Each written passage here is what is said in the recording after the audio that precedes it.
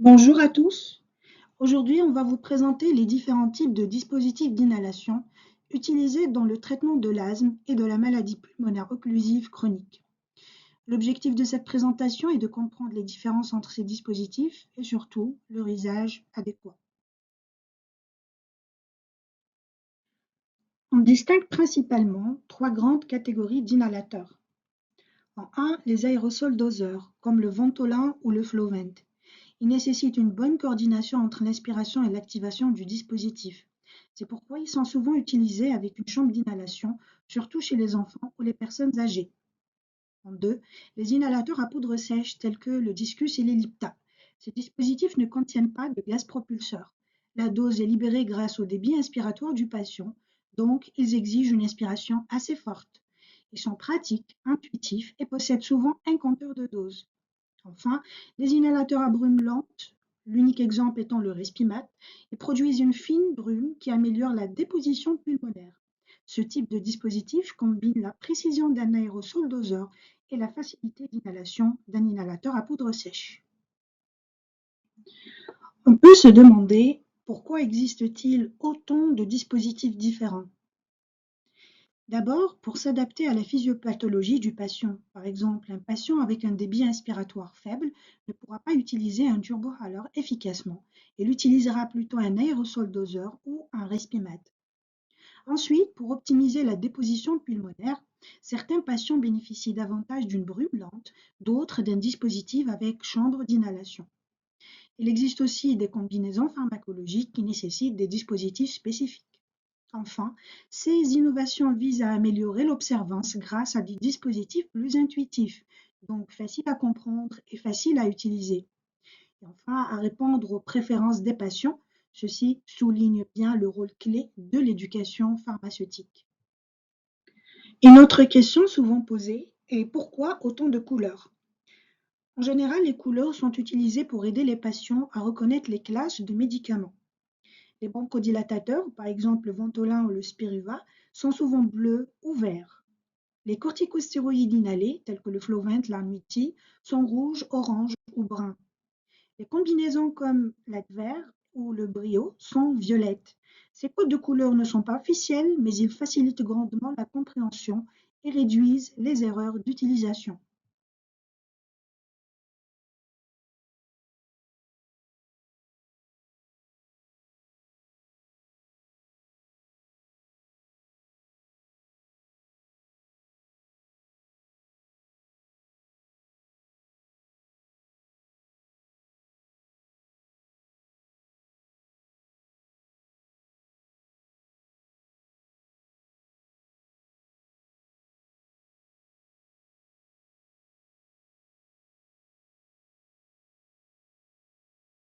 Bonjour, je m'appelle Francisca, je suis étudiante en technique pharmaceutique.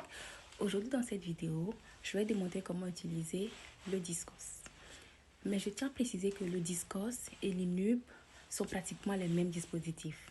La seule différence c'est que le Discos se tient de façon horizontale, tandis que l'Inub se tient de façon verticale.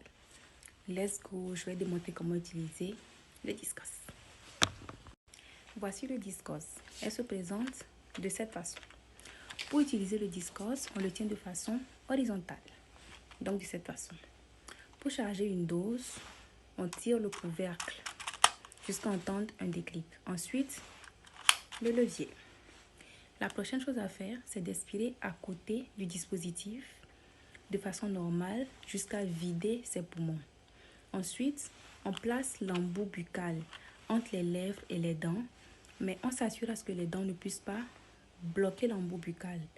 Puis on inspire régulièrement et profondément. Ensuite, on retire le dispositif. La prochaine étape, c'est d'essayer de respecter un temps de pause, retenir sa respiration entre 5 à 10 secondes.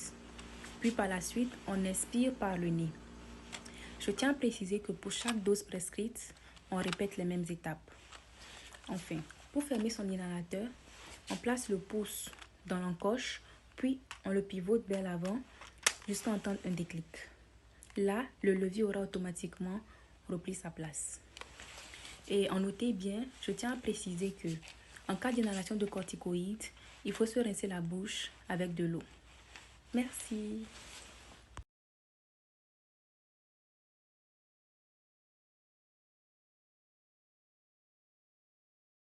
Bonjour, mon nom est Bianca, je suis étudiante en technique pharmaceutique et aujourd'hui je vais vous démontrer comment utiliser le Ellipta. Fait qu'avant de commencer, je tiens juste à préciser que pour le Ellipta et le RespiClick, les instructions d'inhalation sont les mêmes.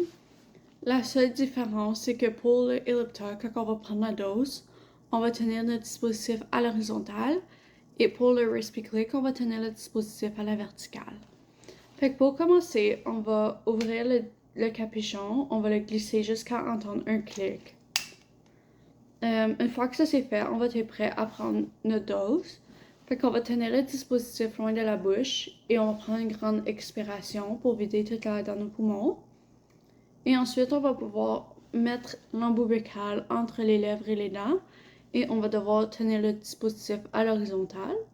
On va prendre une grande inspiration et on va retirer le dispositif de la bouche. On doit retenir notre respiration pendant 5 à 10 secondes. Et ensuite, on va pouvoir expirer par le nez. Quand on a terminé de prendre la dose, on va juste pouvoir refermer le capuchon. Aussi, il faut se rincer la bouche quand on a fini de prendre notre dose parce que c'est un dispositif qui contient des corticostéroïdes. Si on a besoin de prendre une deuxième dose, on fait juste répéter les mêmes étapes. Oui, c'est tout pour moi. Merci.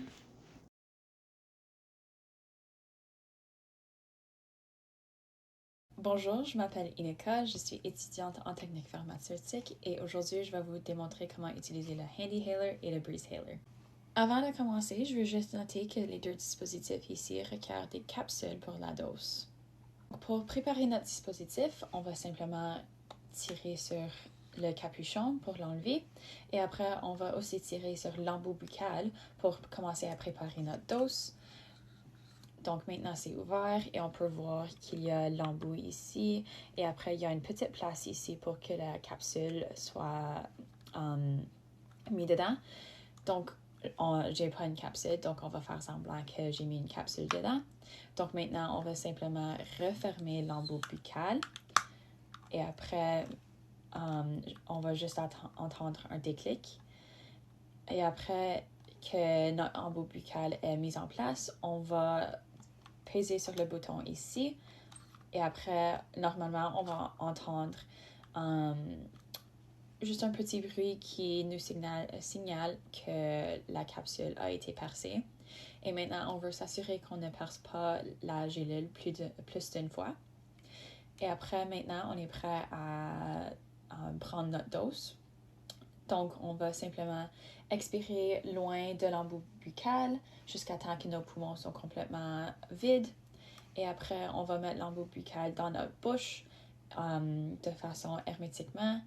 Et après, on va prendre une inspiration rapide pour le BreezeHaler et après lentement pour le HandyHaler.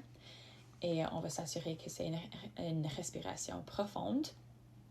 Et après ça, lorsqu'on inspire, on veut s'assurer d'entendre que la capsule vibre dedans du dispositif. Et après qu'on a inspiré notre dose, on va éloigner notre inhalateur de notre bouche. On va garder notre inspiration pour 5 à 10 secondes et après, on va expirer par le nez.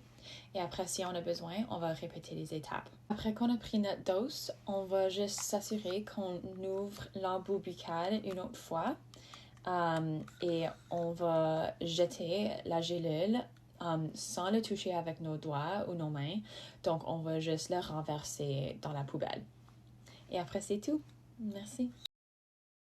Bonjour, je m'appelle.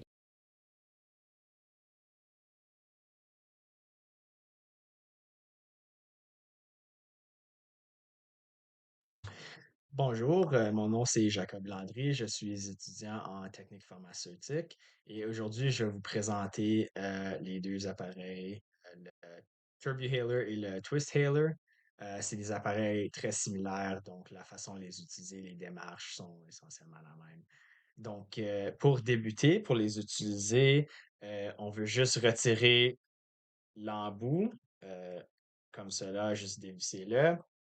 Et ça, c'est le dispositif comme tel, l'embout buccal. Et il y a un indicateur ici qui va vous démontrer le nombre de doses qui reste. Donc, évidemment, ne l'utilisez pas si vous reste 0 dose.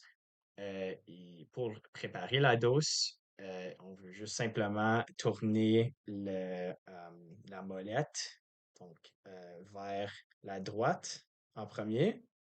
Et là, jusqu'à temps que ça arrête. Et ensuite, on va le tourner dans le sens opposé jusqu'à temps qu'on entend un clic.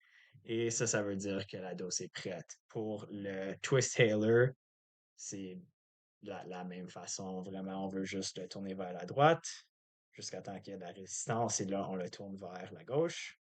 Un autre clic et la dose est prête. Donc, avant d'inspirer la dose, on veut expirer.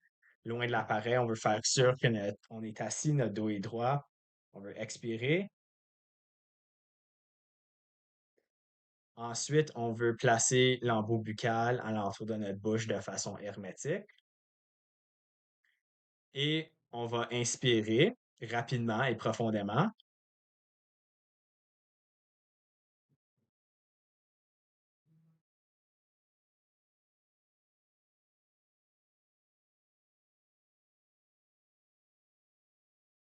Et on va garder notre souffle pour 10 secondes. Ensuite, on va revisser l'embout.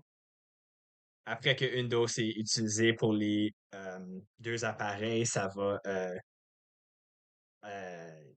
retirer une dose du compteur. Donc, le compteur va être réduit par un numéro. Ensuite, on veut rincer notre bouche avec de l'eau pour faire sûr qu'il n'y a pas de la poudre qui reste dans notre bouche. Donc, on va prendre une gorgée d'eau.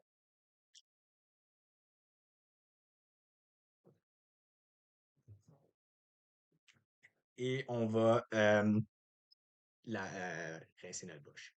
Euh, Ensuite, et là, on veut essuyer l'embout buccal avec un chiffon sec et on veut jamais laver l'embout buccal avec de l'eau. Donc, merci beaucoup.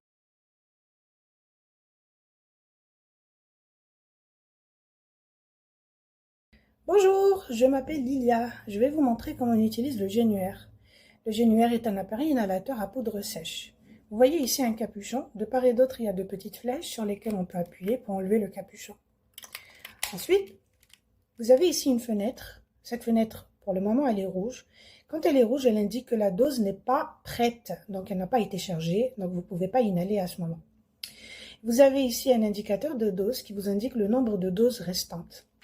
Ensuite, vous avez ici un bouton sur lequel on va presser pour charger notre dose.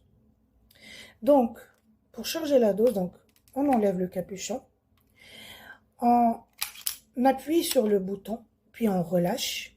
Et regardez, la fenêtre est devenue verte, ça veut dire prenez votre dose, la dose est chargée. Alors, comment on fait?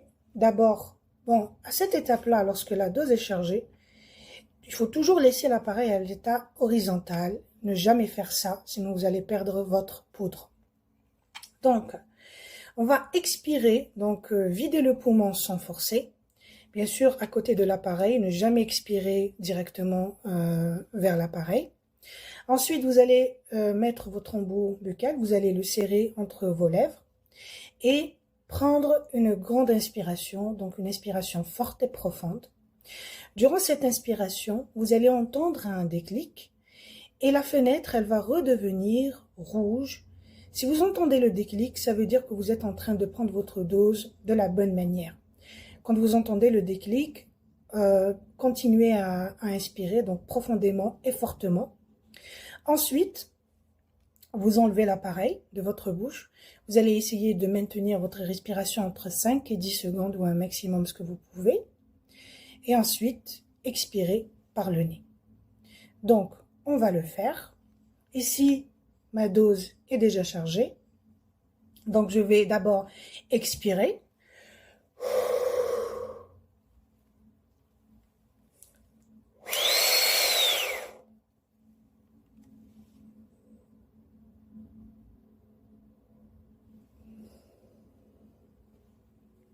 Très bien.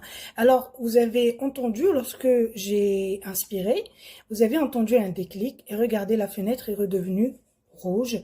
Ça veut dire que vous avez pris votre dose de la bonne manière. Bien sûr, toujours euh, vérifiez vos dates d'expiration, vérifiez le nombre de doses restantes et après, si votre inhalateur contient des corticoïdes, il ne faut pas oublier de rincer la bouche et jeter l'eau de rinçage à la fin.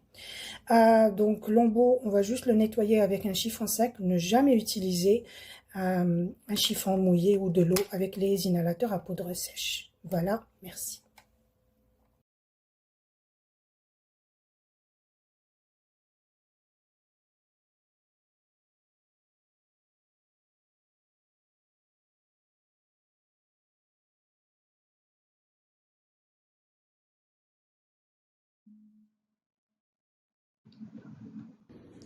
Bonjour à tous, je m'appelle Nadia, je suis étudiante en technique pharmaceutique et aujourd'hui je vais vous montrer comment utiliser le Respimat.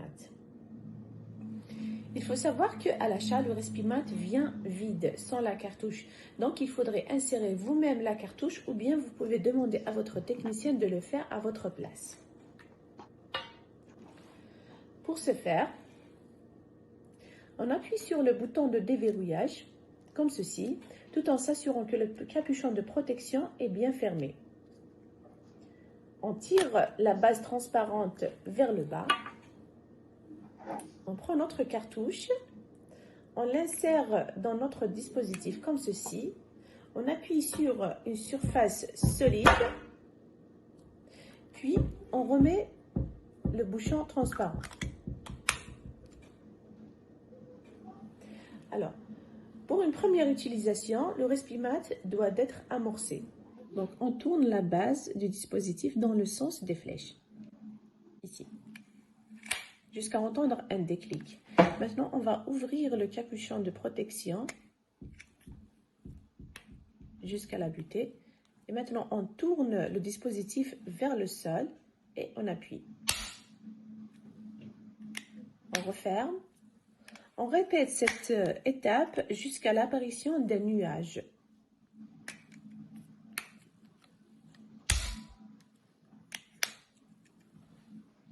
Maintenant, notre dispositif est prêt à l'emploi. On dispose de 60 bouffées qui équivalent à 30 doses de médicaments. On tourne la base transparente dans le sens des flèches jusqu'à entendre un déclic. On ouvre le bouchon protecteur jusqu'à la bouteille.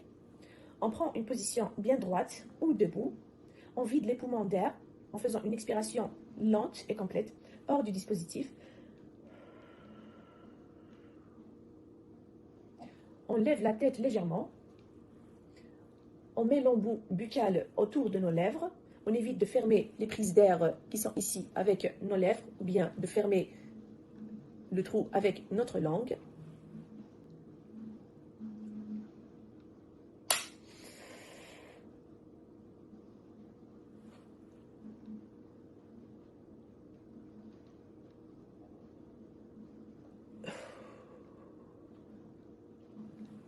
On ferme le bouchon protecteur.